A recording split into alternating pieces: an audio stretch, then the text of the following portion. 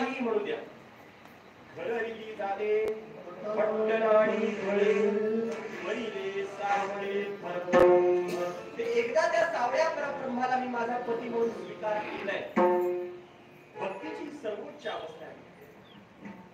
याला मधुरा भक्तीची उच्च अवस्था म्हणतात.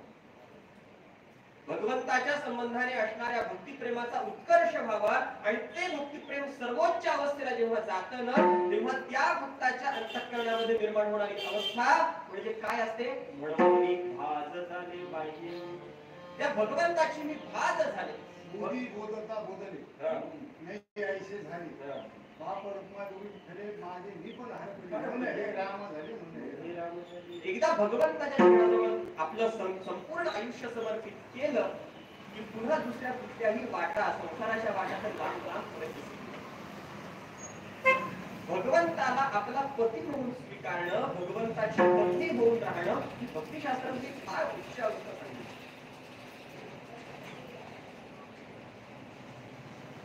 खरं पाहिलं तर भक्तिशास्त्र असं सांगतं की या जगामध्ये पुरुष म्हणावा असा तो एकच आहे. बाकी सर्व स्त्री आहे. बाकी कोणी पुरुष नाही. संतश्रेष्ठ श्री मीराबाईंचं एक उदाहरण, एक दृष्टांत फार सुंदर आहे. मीराबाई सगळे तीर्थक्षेत्रामध्ये परिभ्रमण करत होत्या आणि करत असताना वृंदावनामध्ये त्या आल्या. वृंदावनामध्ये प्रत्येक क्षेत्रामध्ये जाण्याचा हेतू भगवंताचं दर्शन हा गौण हेतू, पण त्या क्षेत्रामधल्या महात्म्यांची दर्शन घ्यावी, त्या संतांची संगती प्राप्त करून घ्यावी हा मुख्य हेतू. पण वृंदावनामध्ये त्या ज्यांच्याकडे थांबल्या होत्या त्यांना सांगितलं, मला वृंदावनातल्या सगळ्या साधू संतांची सत्पुरुषांची दर्शन आपण करून द्या. त्यांनी सगळ्यांची दर्शन करून दिली आणि मग मीराबाईंनी विचारलं, झालं सगळे महात्म्यांची दर्शन आपण घेतली का? त्यांनी सांगितलं, नाही, एक महात्म्याचं दर्शन राहिलंय, पण ते दर्शन आपण घेऊ शकणार नाही. मीराबाईंनी विचारलं, का नाही घेऊ शकणार? तर त्यांनी सांगितलं, त्या महात्म्यांचा नियम असा आहे की ते महिलांचं स्त्रियांचं तोंडही पाहत नाही, त्यामुळे त्यांच्या दर्शनाला मी तुम्हाला घेऊन जाऊ शकणार नाही. मीराबाई म्हणाल्या, मग तर मला जायचंच, मग तर मला त्यांचं दर्शन घ्यायचंच. त्यांनी सांगितलं, नाही, ते महात्मे इतके उच्च कोटीचे, एखादा शाप वगैरे मला देतील, कशाला त्यांचा रोष पत्करू? मी नको, मी तुम्हाला देत नाही तिकडे.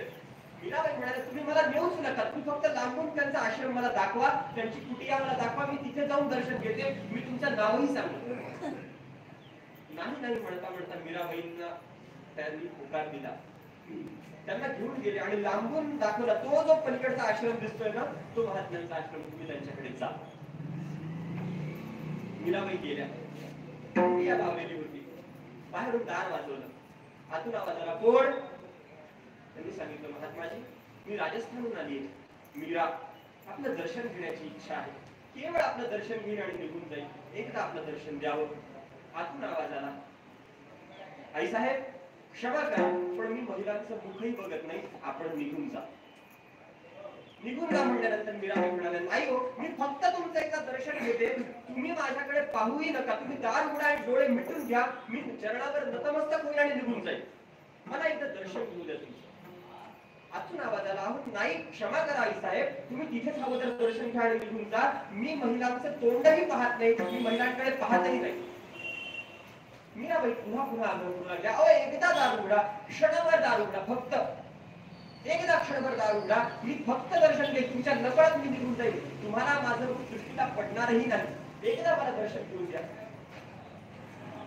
शेवटी महात्म्यांना राग आला आणि त्यांनी सांगितलं, अहो, तुम्हाला कळत नाही का सांगितलेलं, मी पुरुष आहे, मी स्वतः पुरुष असताना मी महिलांचं दर्शन घेणं निषिद्ध मानतो, मी महिलांकडे पाहत देखील नाही, तुम्ही निघून जा. असं म्हणल्याबरोबर मीराबाई जास्त रागवल्या आणि त्या म्हणाल्या, या जगतामध्ये एक भगवान श्रीकृष्ण परमात्मा पुरुष असताना, तो सोडून सगळ्या स्त्रिया असताना स्वतःला पुरुष म्हणून घ्यायला लाज वाटत नाही तुम्हाला?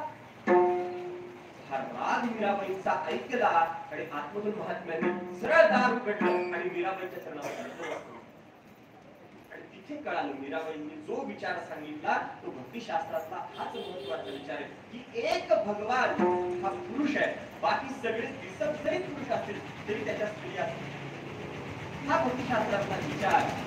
त्या भगवंताचं स्वरूप एकदा आपलंसं करून घेतलं, त्या भगवंताला एकदा आपलंसं करून घेतलं की